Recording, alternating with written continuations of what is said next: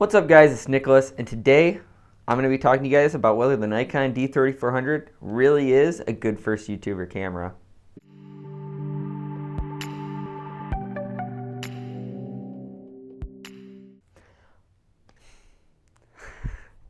Alright, so about 3.5 months ago, 4 months ago, I started my tech YouTube channel, and my first video I said, guys, I've got a camera on the way, I'm so excited.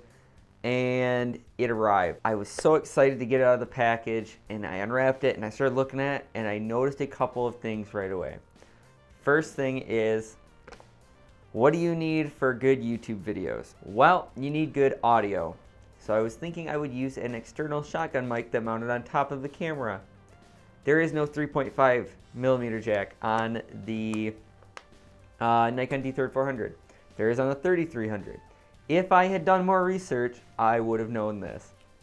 But I knew that eventually I was going to get an H4n anyways. La-di-da, there it is. So I got that. That completely overcame that.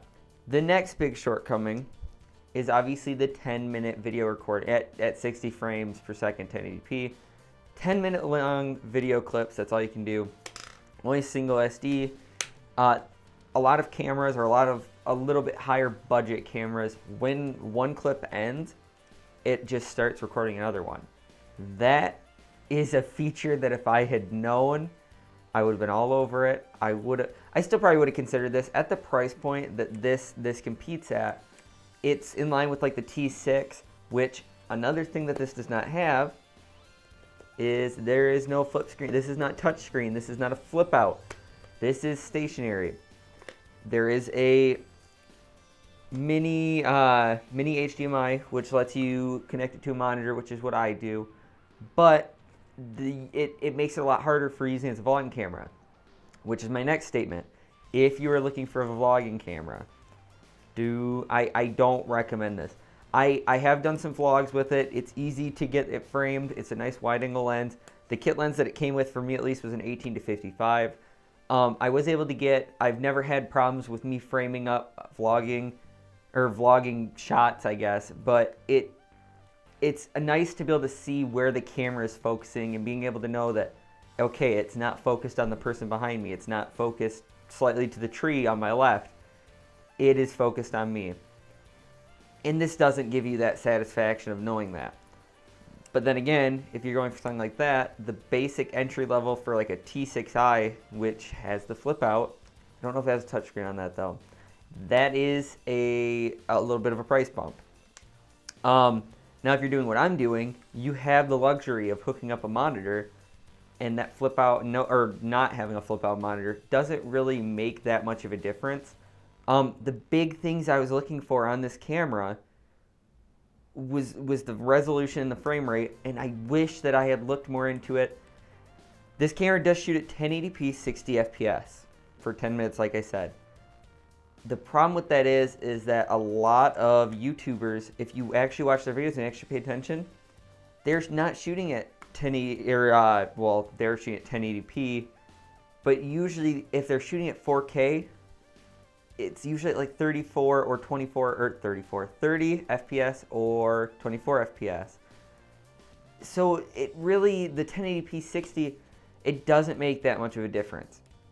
Personally, I wish I had looked around a little bit more and realized that if I just went a little bit higher in price, and I mean, obviously it was a pretty big price gap, I could have went 4K with 30 FPS or 24 FPS, because at the time I was like, I don't want 30 FPS, I don't want 24 FPS, I want 60 FPS, PC Master Race.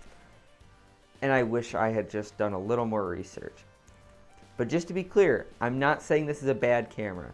This thing, it really has made me realize a lot about cameras and a lot about what I actually want from a camera. And personally, if your first camera is a Canon 80D, and I guess even Canon 80D doesn't have everything that you want. Well, it will, but not everything.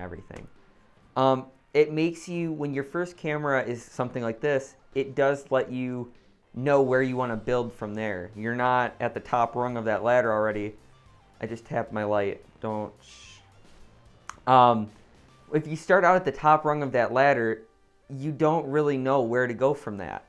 I know where I want to go from this camera. I'm looking at a 4K 30 or 24 FPS camera after this. That is what I know. This lens, this zoom lens, I have a zoom and I have a prime, which I'm sure you can clearly see is back there. All of this has made me realize what I want next in a camera. Do I think it's a bad camera? No, I think it's a great camera, depending on what situation you're going to use it for. If you're doing what I'm doing, where you're sitting in a room and you're recording, and you're in a controlled environment, yes, the low light is not great by any means whatsoever. But for the price, I mean, you can't really expect it to be that great. But for the price, it is an amazing camera. Especially because I've seen on Mass Drop where they'll have the 3300, which is pretty much the same camera, and actually the 3400 too, on drop for like $350, $400, around there. That is a great price for this. Unless you're gonna just shoot stuff with your cell phone, this is and that's the thing. If it's either I'm gonna buy a low-cost DSLR or I'm gonna shoot cell phone video, choose this. It's a good camera. Will it make you the next Team Crispy? No.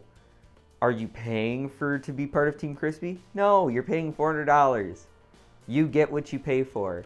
But you also learn lessons along the way of how to work around those things. And personally, I think that's made me a better video maker. I think that having to work around the problems this has made me a better video content creator.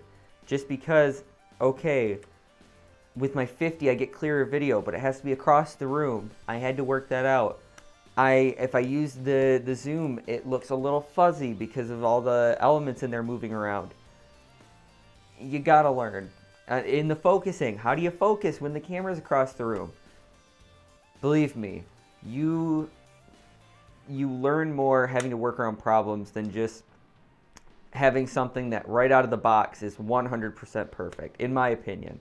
Now, I'm not saying you shouldn't work up to something that's 100% perfect. I'm just saying that right off the bat, I think it's better to have something that makes you get a little creative. So last, I want to state, I am not a cinematographer. I am not a photographer. I am reviewing this as someone who uses this as a content creator. I don't want to hear, well, you didn't talk about how many megapixels it is. You didn't talk about how great the photos look. I use this for content creation. If you don't like that, there's other videos. There's a lot of other videos out there of people talking about it, all the specs. Go watch one of them, because this is my point of view as a content creator, not as a photographer, not as someone who's making short films and stuff like that. I am a content creator.